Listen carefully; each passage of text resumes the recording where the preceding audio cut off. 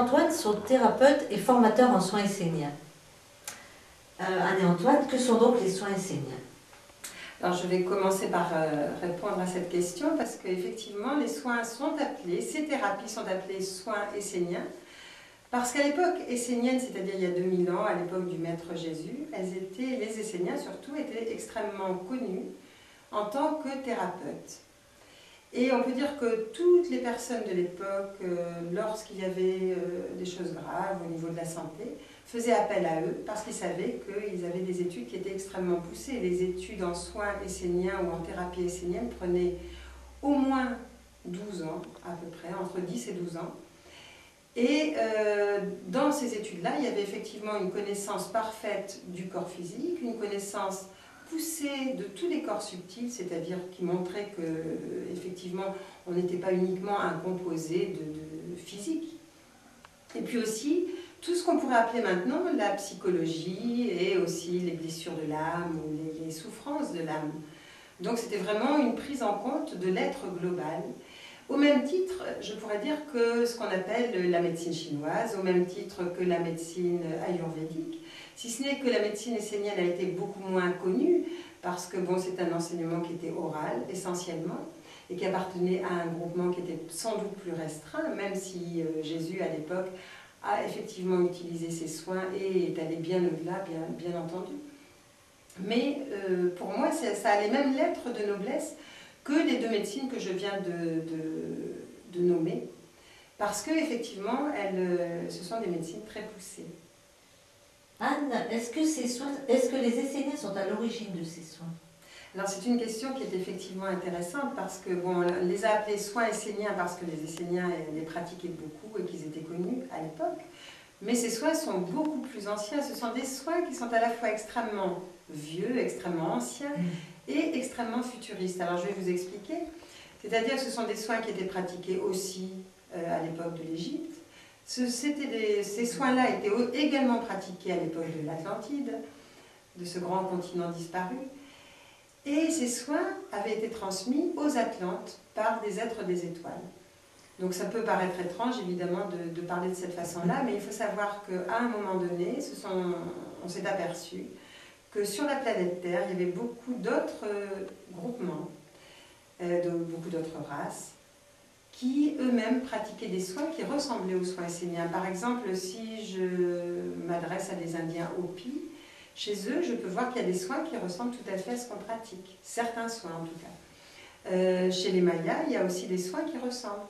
Chez les aborigènes d'Australie aussi. Donc, en fait, on peut trouver dans beaucoup de parties du monde des soins qui ont été transmis sans doute par la même origine et qui, par la suite, ont été retraduits selon l'époque, selon les besoins des personnes et selon aussi leur capacité de comprendre et leurs possibilités aussi, leurs moyens.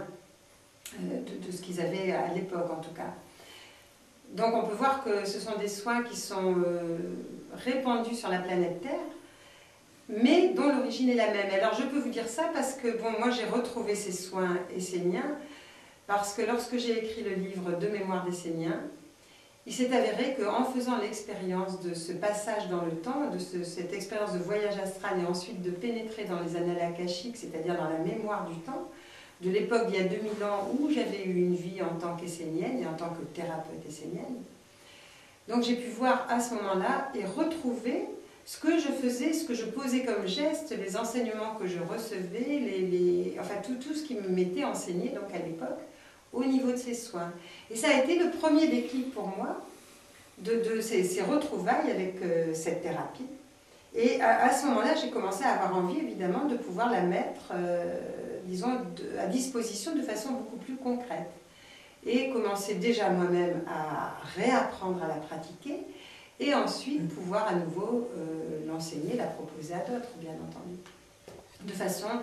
Parce que ce soin-là, enfin ces thérapies-là, ne demandent absolument rien d'autre que ce qui se passe en nous. C'est-à-dire ce sont des thérapies qui utilisent le son, qui utilisent la lumière qui passe à travers nous, et où il y a des gestes quand même qui sont extrêmement précis. Ce n'est pas parce que c'est sur les plans subtils que les gestes peuvent être faits n'importe comment.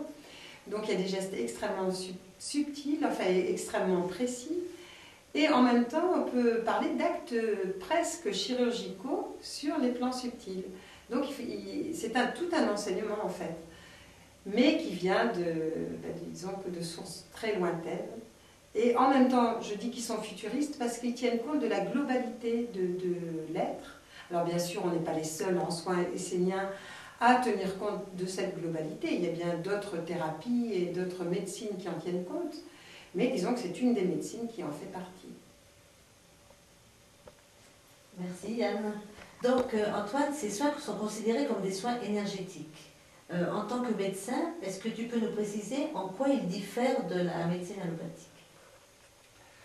Eh bien, la différence est énorme, mais ça rejoint toujours le travail de thérapeute médecin dans l'aide aux patients, dans l'aide aux malades, d'arriver à une guérison.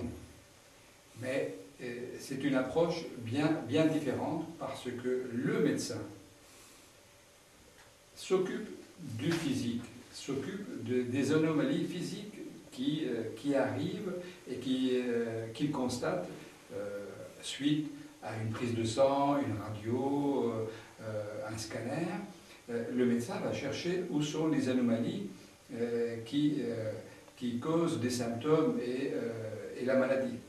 Et quand il trouve la raison, si c'est une substance, un produit chimique, une hormone qui est en plus ou en moins dans le corps, il va essayer de la corriger en freinant le plus et en rajoutant quand il y a un moins.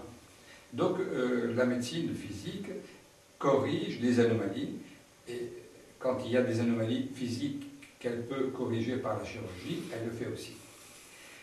Là, la médecine énergétique et les soins esséniens vont s'occuper d'une partie du corps, mais c'est une partie, comme a cité tout à l'heure Anne, subtile. C'est-à-dire, c'est cette partie que nous pouvons ressentir, que parfois nous pouvons voir aussi, mais qui fait un tout avec le corps physique pour faire un entier, un homme, un humain entier. Et donc les deux médecines vont collaborer, la médecine physique et la médecine énergétique essénienne vont collaborer, vont faire un travail complet pour amener la guérison. Et quand on parle de médecine énergétique, c'est par rapport à la partie qui s'occupe de cette énergie divine, de cette énergie universelle qui est absorbée par nos corps subtils et qui vont amener cette énergie vers les organes à travers des centres énergétiques. Les centres énergétiques ont été nommés déjà par les hindous, ils parlent de chakras, c'est comme une roue qui tourne, et il y a aussi des circuits où passe cette énergie, ce sont aussi les nadis. C'est un terme aussi hindou, très ancien, sanskrit, et c'est la preuve que la médecine essénienne, les soins esséniens ont aussi une origine Orient, Tibet, l'Inde, et ne sont pas seulement le produit d'un groupement essénien il y a 2000 ans, hein, comme tu as dit Anne. Donc c'est vraiment universel sur la Terre et aussi au niveau des étoiles. C'est une médecine qui va donc s'occuper de la partie énergétique pour amener la circulation de l'énergie dans des circuits qui sont bloqués par nos pensées, nos croyances, nos émotions. Et c'est ça que j'ai trouvé formidable parce que ça va aborder un côté qui n'est pas touché, qui n'est pas compris ou abordé par la médecine occidentale ou la médecine classique qui s'occupe uniquement du physique. Donc j'ai un tout avec la médecine physique et la médecine subtile pour m'occuper d'aider, d'amener une aide à la personne qui est souffrante pour qu'elle puisse utiliser les outils elle-même et travailler pour sa guérison. Alors, Antoine a parlé de chakra, de nadis, et d'un vocabulaire effectivement qui est utilisé beaucoup en Inde, par exemple, et essentiellement. Parce qu'à l'époque, il faut savoir qu'à l'époque essénienne, il y avait déjà beaucoup d'échanges entre l'Inde, entre le Moyen-Orient. Il y avait bon, évidemment des échanges à la fois au niveau commercial, mais au niveau spirituel aussi, au niveau des thérapies aussi, ce qui veut dire qu'il y avait des échanges, des connaissances et des vocabulaires qui étaient employés. Et le vocabulaire, il s'est avéré que le vocabulaire en Inde était quand même très précis pour décrire ce qu'on pouvait considérer comme des centres énergétiques ou des circulations d'énergie. Donc c'est pour ça qu'aujourd'hui on emploie aussi ce vocabulaire dans nos soins. Voilà, c'était une précision juste que je voulais apporter. Tu as commencé à parler un peu, Anne, des différents outils que les thérapeutes esséniens utilisaient. Est-ce que tu peux nous en dire un peu plus sur les outils et les pratiques? Alors, par exemple, on utilise beaucoup le son. Alors, on va me dire, bon, en médecine chinoise aussi, on utilise le son, parce qu'on va dire, bon, tel organe a tel son. Mais c'est toujours différent, même s'il y a effectivement des choses qui ressemblent. Par exemple, on utilise des points qui pourraient ressembler à des points d'acupuncture. On fait un massage sur certains points qui pourraient paraître des points d'acupuncture. Mais certains en sont, certains n'en sont pas, parce que c'est vraiment une médecine spécifique. Ça ne veut pas dire qu'elle soit meilleure ou moins bonne que les autres, mais elle a ses propres circuits. Donc il y a des points qui ressemblent, et puis il y a aussi donc, ces circuits énergétiques. Et quand je parlais du son, c'est parce qu'en fait les Esséniens savaient, et à nouveau on sait, que chaque organe correspond à un son particulier qui correspond au corps dans lequel il est. Et que tous les organes ensemble vont créer une mélodie, ou vont créer une harmonique. Et lorsque un des organes a un problème, eh ben, il va se passer ce qui se passe pour n'importe quel instrument de musique, c'est que tout d'un coup, il va y avoir une disharmonie, il va y avoir une fausse note. Et notre travail en tant que thérapeute essénien, c'est d'une part d'éveiller tous nos sens subtils, c'est-à-dire pas simplement la palpation, où on va commencer à sentir les zones de disharmonie, mais également la vision. Lorsqu'on fait par exemple la lecture de l'aura, c'est-à-dire cette espèce de façon de visualiser une personne un peu comme on ferait une radiographie, et puis aussi l'écoute subtile, et c'est là où le son intervient, c'est-à-dire qu'on développe l'écoute subtile pour arriver à détecter ce qui peut à un moment donné le son de l'organe qui est en disharmonie. Et là on sait qu'effectivement on va faire comme pour un instrument de musique, on va commencer à réaccorder peu à peu cet organe pour qu'à nouveau il reprenne sa place dans la musique du corps de la personne.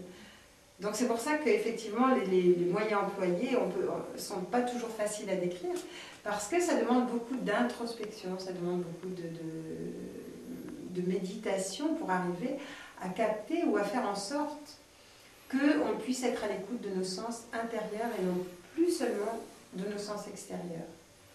Et ensuite, on utilise aussi, on travaille avec tout ce qui, enfin comme n'importe quel thérapeute et n'importe quelle personne qui soigne, en fait, avec la lumière qui passe à travers nous et qu'on va transmettre au niveau des mains. Mais on ne soigne pas qu'avec les mains, je veux dire, en fait, on devrait être, chacune de nos cellules devrait être capable, en fait, de soigner. C'est l'objectif, ça ne veut pas dire qu'on y arrive tous et qu'on y arrive même nous, hein. Mais donc c'est l'objectif. Est-ce que tu vois tout de suite les dysfonctionnements sur un corps humain? Comment est-ce que vous pratiquez le diagnostic? Alors les dysfonctionnements, on peut les voir à la fois, ce que je disais tout à l'heure au niveau du regard. Quand on fait la lecture de l'aura, on peut regarder et voir des zones d'ombre, des zones de lumière, des zones qui sont plus sombres ou des couleurs qui sont plus claires ou plus sales. Et qui vont nous donner, donc, on a un code évidemment qui va nous permettre de voir, de faire cette espèce de diagnostic entre guillemets, parce que je ne veux pas parler de diagnostic. Mais disons qu'on ne donne pas de nom de maladie, parce que je veux dire, on n'a rien à voir avec la médecine, avec les thérapies officielles, enfin je veux dire, avec la médecine en fait. On ne s'occupe pas du corps physique, Même si on sait que toute maladie du corps physique démarre d'abord sur les corps subtils. Mais nous, notre travail, c'est de travailler sur les corps subtils. Donc on va d'abord regarder, ensuite on peut entendre, ensuite on peut palper. Ce sont les 3 moyens qui sont à notre portée au niveau du diagnostic. Et puis aussi l'écoute et les questions peut-être. Justement, Anne, tu viens de parler que nous ne nous occupons pas du corps physique. Voilà, en tant que médecin, je suis habilité à m'occuper du physique comme un médecin. Mais il est certain que les thérapeutes qui font la formation avec nous pour faire les soins enseignants ne sont pas tous des médecins. Donc il est important, il est très important de s'occuper de la maladie et de la personne souffrante. Mais notre approche commence par les corps subtils, c'est-à-dire nous nous occupons principalement des corps subtils par la lumière, le son, et nous allons essayer donc d'amener un équilibre dans la circulation des énergies et avec le travail de la lumière, la personne va devenir de plus en plus consciente de ce qui a été à l'origine de sa souffrance et de sa maladie. Et à ce moment-là, elle va retrouver une énergie, une force pour changer ce qui l'a amené vers la maladie. Mais changer quoi? Changer un comportement, une compréhension, une façon de réagir, changer dans sa façon de vivre les événements dans sa vie. Et ce changement va amener un réajustement au niveau des corps subtils, au niveau des centres énergétiques, qui va amener une amélioration de l'énergie et par conséquent, les organes qui dépendent de ces corps subtils vont commencer à s'améliorer et vont aller vers la guérison. Donc, automatiquement, quand on s'occupe de tous ces corps subtils, ces chakras, l'énergie qui passe dans les nadis, et la compréhension et le changement dans la façon de voir le monde, les corps subtils vont amener une amélioration et la guérison au niveau des corps physiques. Voilà comment on s'occupe de la guérison sans aller directement vers le physique. On commence et tout le travail que nous faisons, c'est au niveau des corps subtils.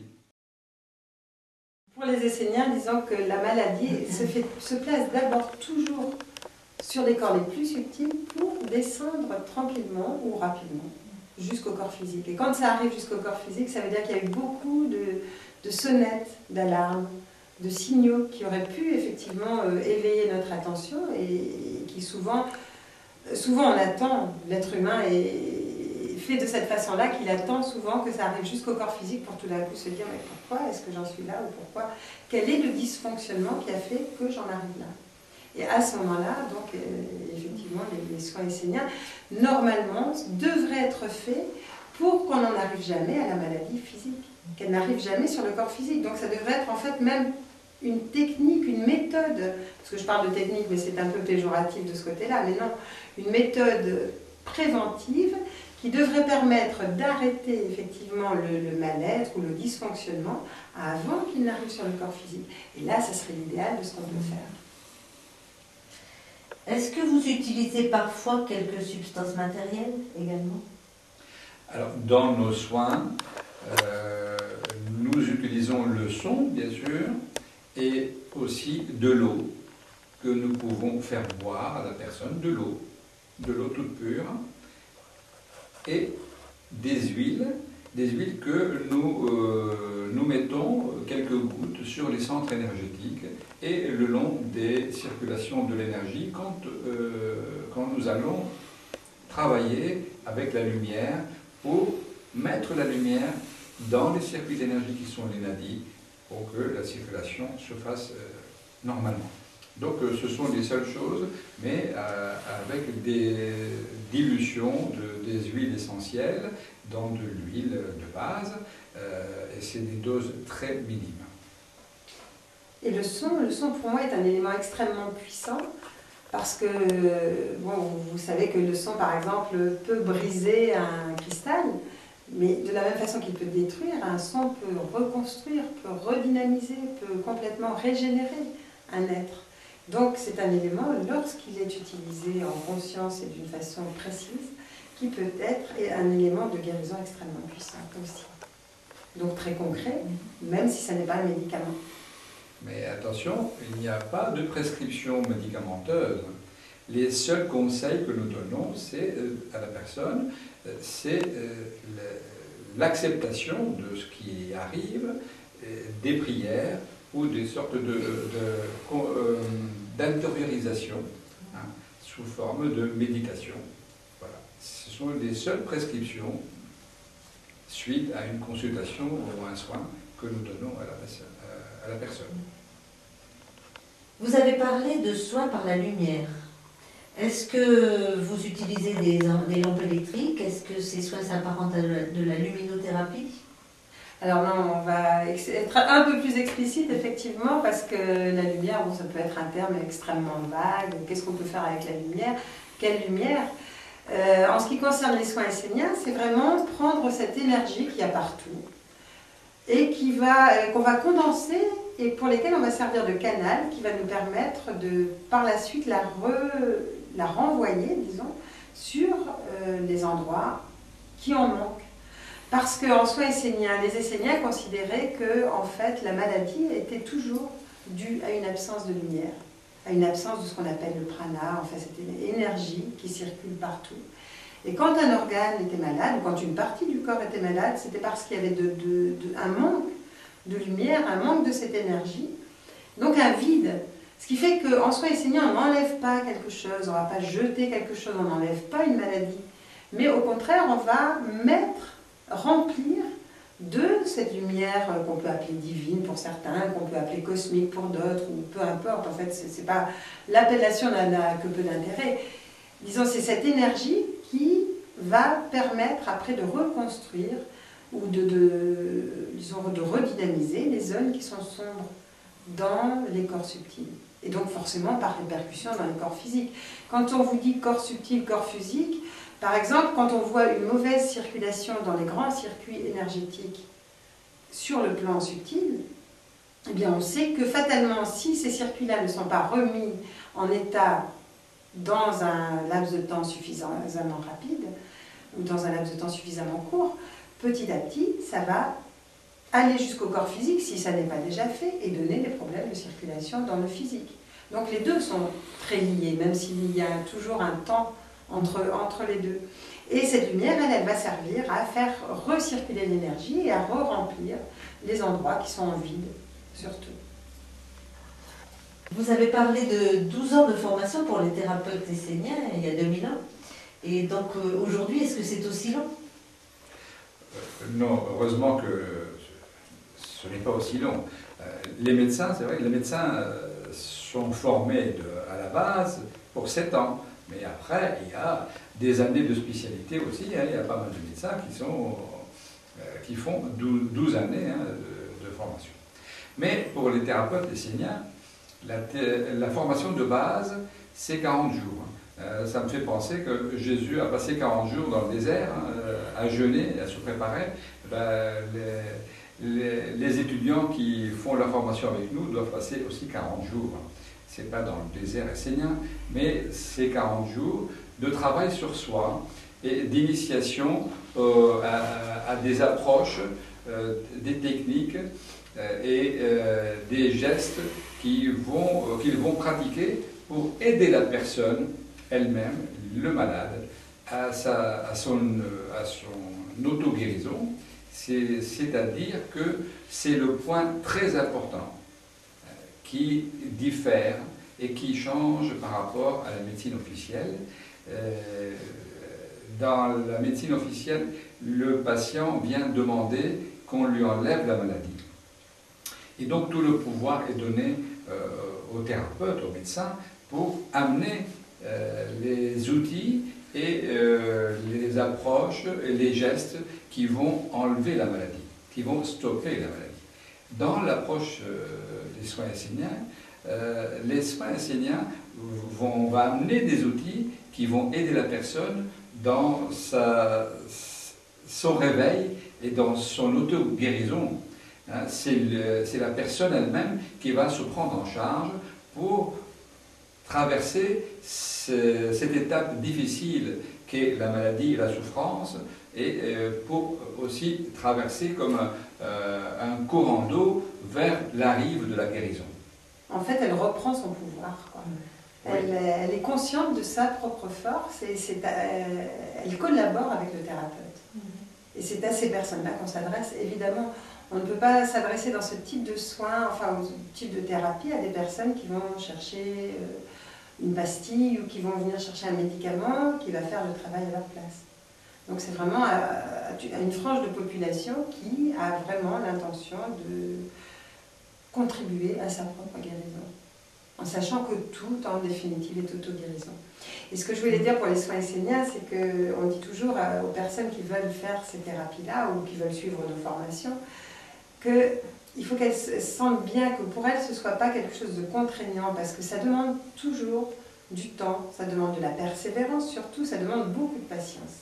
Sinon, on a des découragements, l'impression de ne pas voir, l'impression, surtout quand on est dans des mondes où on est obligé de faire appel à des sens inhabituels dans notre monde physique. Donc c'est quelquefois décourageant. Donc ça demande beaucoup de persévérance et beaucoup de régularité dans la pratique.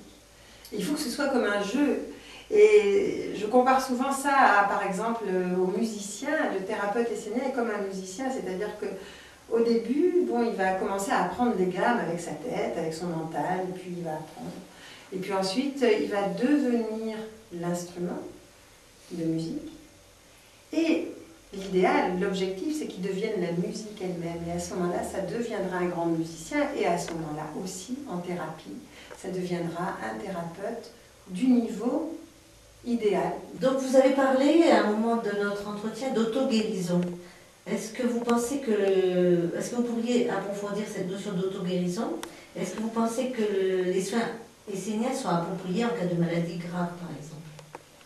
Alors, l'auto-guérison, ça implique la notion d'implication personnelle. Et sans cette implication personnelle sur ce chemin de l'amélioration et de la guérison, le thérapeute est très démuni pour amener cette guérison. Cela veut dire que le patient est toujours le maître de ce qui lui arrive. Le malade est maître dans sa vie. Si la maladie est arrivée, c'est que le patient lui-même y a contribué par sa façon de vivre, par sa compréhension et les émotions qu'il a vécues. Et le contraire, s'il guérit, c'est que la personne elle-même a contribué, bien sûr, complètement à sa guérison. Nous amenons la maladie par nos émotions et nos pensées, et nous pouvons aussi amener la guérison, le contraire de la maladie, la guérison et le bien-être, par aussi un changement dans notre façon de voir le monde. Mais il faut savoir que les soins esséniens ne sont pas à prescrire et en cas de maladie urgente, vitale, comme les urgences cardiaques, comme une urgence chirurgicale, des chocs, où il faut à tout prix confier le patient, et nous le confions à la médecine classique, à la médecine officielle, qui va prendre en charge le rétablissement des fonctions vitales, cardiaques, pulmonaires. En cas d'urgence vitale, c'est direction l'hôpital, les urgences. Alors, en pratique, comment s'y prend-on pour entrer en formation de soins esséniens? Est-ce que la formation est ouverte à tout le monde ou est-ce qu'il faut des qualités requises avant de commencer? Alors souvent, ce qu'on demande, ou la plupart du temps en tout cas, c'est de participer à ce qu'on appelle un prérequis qui dure 5 jours. Et pendant ces 5 jours, on fait un travail sur soi, évidemment, qui va permettre aux personnes qui ont envie de faire cette formation de découvrir leurs faiblesses, leurs points forts, de façon à mieux se connaître et aussi de voir si elles ont envie de continuer cette formation et à nous aussi de voir si ces personnes sont aptes ou si au contraire il vaut mieux qu'elles attendent encore de guérir certaines histoires qui sont en elles, que ce soit une histoire physique. Une personne peut très bien avoir une maladie comme un cancer ou une maladie grave et avoir besoin de s'occuper d'elle avant de pouvoir s'occuper des autres. D'autres personnes qui ont envie de donner aux autres ont aussi besoin de guérir en elles certaines blessures qui sont plus profondes et qu'elles ont besoin de regarder, elles ont besoin de prendre du temps pour ça. Et c'est pour ça, ces 5 jours, ça nous permet aussi de voir tout ça. Donc de voir si ces personnes vont pouvoir continuer et si elles aussi, elles ont envie de continuer l'histoire et l'aventure avec nous. Alors vous proposez également d'autres formations, j'ai vu comme Forme Pensée ou Naissance et Mort. Est-ce que ce sont des formations qui font partie du cursus de soins esséniens ou est-ce qu'elles sont indépendantes?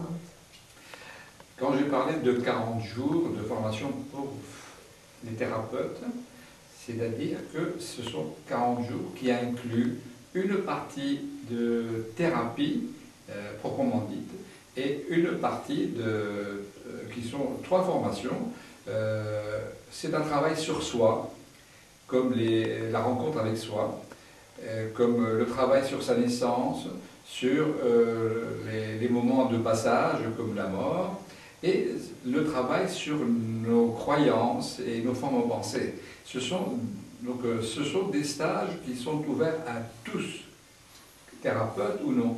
Tout le monde peut s'inscrire à ces stages de travail sur soi.